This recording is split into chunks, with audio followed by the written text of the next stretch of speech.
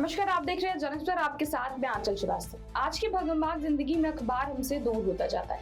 खबरें हर कोई जानना चाहता है, लेकिन समय की कमी है। इसीलिए हम आपके लिए अखबार को डिजिटल रूप में लेकर आए हैं, जिससे कि आपको देश और प्रदेश की हर बड़ी खबर से रूबरू कराया जा सके। तो चलिए शुरू करते हैं खबरों के सिलसिले को। पेज नंबर 1 से बड़ी खबर अयोध्या से है, जहाँ अयोध्या की हनुमानगढ़ी में प्रसाद के नाम पर मिलावट का खुलासा हुआ है। फूड सेफ्टी विभाग की जांच में लड्डू, बेसन, देसी घी के 3 सैंपल फेल पाए गए। रिपोर्ट में कृत्रिम रंग और बासीपन सामने आया है। हर दिन 40 से 50 कुंटल लड्डू बिकते हैं। संतों ने व्यापारियों को चिताया है कि प्रसाद में मिलावट प्रभु के साथ धोखा है। पेज नंबर 1 से अगली बड़ी खबर बरेली से, जहां बरेली बवाल पर पुलिस प्रशासन की बड़ी कार्रवाई हुई है। मुठभेड़ में आरोपी ताजे के पैर में गोली लगने के बाद उसे गिरफ्तार कर लिया गया। तौकीर रजा के बड़े भाई का दामाद मोहसिन रजा भी हिरासत में है। गैराज पर बुलडोजर चल चुका है। सपा पार्षद दामाद ओमान फरार। अब तक 62 गिरफ्तारियां हो चुकी हैं। 150 करोड़ की संपत्तियां जब्त हो चुकी है। सीएम योगी ने सख्त निर्देश जारी किए। पेज नंबर 1 से अगली बड़ी खबर नई दिल्ली से, जहां प्रधानमंत्री नरेंद्र मोदी मंगलवार को दिल्ली के चित्तरंजन पार्क पहुंचे और दुर्गा पूजा पंडाल में मां जगतजननी की आरती उतारी। इस मौके पर सीएम रेखा गुप्ता भी मौजूद रही। भारी भीड़ और सुरक्षा को देखते हुए दिल्ली पुलिस ने कई मार्गों पर ट्रैफिक प्रतिबंध लगाया। सीआर पार्क के इस भव्य उत्सव में हजारों श्रद्धालु पहुंचे। पेज नंबर 2 से अगली बड़ी खबर बांदा से, जहां बांदा पुलिस को बड़ी सफलता मिली। एसपी पलाश के निर्देशन में कोतवाली नगर पुलिस के अंतर जनपदी जेब कतरा गैंग के 3 सदस्यों को गिरफ्तार कर लिया गया। इन पर कई जिलों में जेब काटने, हजारों रुपए लूटने का आरोप है।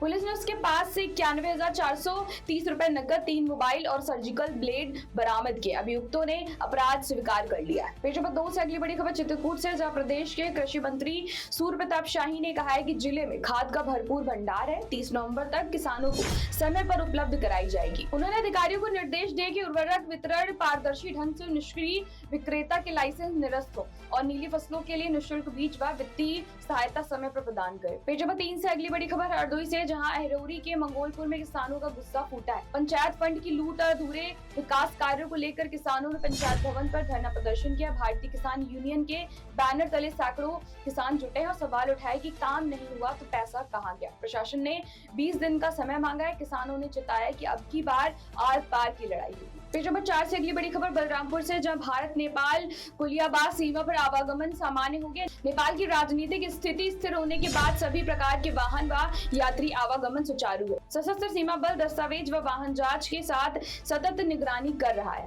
नागरिकों से वैध पहचान व सुरक्षा निर्देशों का पालन करने की अपील की गई। पेज नंबर 5 से अगली बड़ी खबर नई दिल्ली से, जहां भारत को अब मैन्युफैक्चरिंग नहीं, इनोवेशन और सर्विसेज पर ध्यान देना चाहिए। इंडियन स्कूल ऑफ बिजनेस के प्रोफेसर प्रसन्न तंत्री का कहना है कि रोबोटिक्स और तकनीकी बदलावों से पारंपरिक उत्पादन प्रतिस्पर्धा नहीं रहा है। चीन का मॉडल भारत पर लागू नहीं होगा। रोजगार का भविष्य इनोवेशन, स्किल और सर्विसेज सेंटर में है, न कि छोटे मोटे मैन्युफैक्चरिंग यूनिट्स। पेज नंबर 6 पर जन एक्सप्रेस की संपादकीय छपी, जिसमें चीन की रेयर अर्थ मोनोपोली को पहली बार उसके करीबी दोस्त पाकिस्तान ने चुनौती दी। पाकिस्तान ने 2024 में रेयर अर्थ मेटल्स की खोज और खनन का बड़ा प्रोजेक्ट शुरू किया है। इससे चीन की वैश्विक पकड़ को सीधी चुनौती मिलेगी। विशेषज्ञ मानते हैं कि आने वाले वर्षों में एशिया की खनिज राजनीति बदल सकती है। पेज नंबर 7 से अगली बड़ी खबर पीलीभीत से, जहां पीलीभीत में कोटे की दुकान की बोली विवाद को लेकर पीड़ित परिवार से मिलने पहुंचे समाजवादी पार्टी के प्रतिनिधिमंडल ने पुलिस पर गंभीर लापरवाही के आरोप लगाए। सपा नेता नफीस अहमद अंसारी का कहना है कि अगर पीड़ित को न्याय नहीं मिला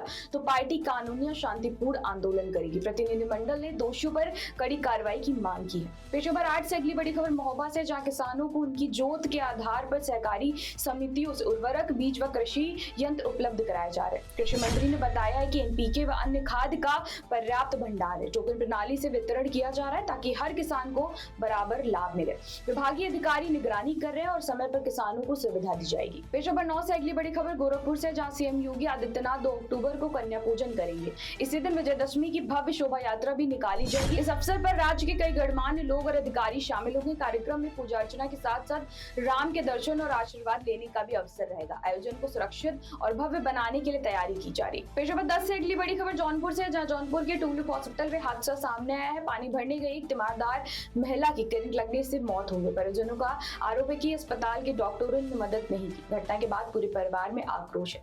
प्रशासन ने मामले की जांच शुरू कर दी है। अस्पताल की सुरक्षा और इलेक्ट्रिकल व्यवस्था पर सवाल उठने लगे। पेज नंबर 11 से अगली बड़ी खबर कन्नौज से, जहां कन्नौज में झमाझम बारिश में जिला पानी पानी हो गया। आकाशीय बिजली गिरने से हरी की मुख्य बाजार में प्राचीन मंदिर क्षतिग्रस्त हुआ है। मंदिर का हिस्सा टूटकर जमीन पर गिरा। घटना में एक महिला सीता देवी और एक अन्य व्यक्ति की मौत हो गई। बारिश और बिजली गिरने से स्थानीय लोग भयभीत हैं। प्रशासन और ग्रामीण राहत एवं बचाव कार्य में जुटे हुए हैं। पेशावर 12 से अगली बड़ी खबर महाराष्ट्र से, जहां महाराष्ट्र कैबिनेट ने व्यापक कैंसर देखभाल नीति को मंजूरी दी है। सरकार ने महाकेयर फाउंडेशन और Maharashtra cancer research and education foundation बनाने का निर्णय लिया। इसके लिए 100 करोड़ रुपए की पूंजी दी जाएगी।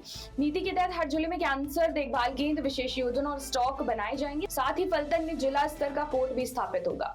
तो अखबार की सुर्खियों में आज के लिए बस इतना ही। कल हम फिर से इसी समय पर आपके लिए लेकर आएंगे देश और प्रदेश की बड़ी और अहम खबरें। तब तक के लिए आप जुड़े रहिए जन एक्सप्रेस के साथ। नमस्कार।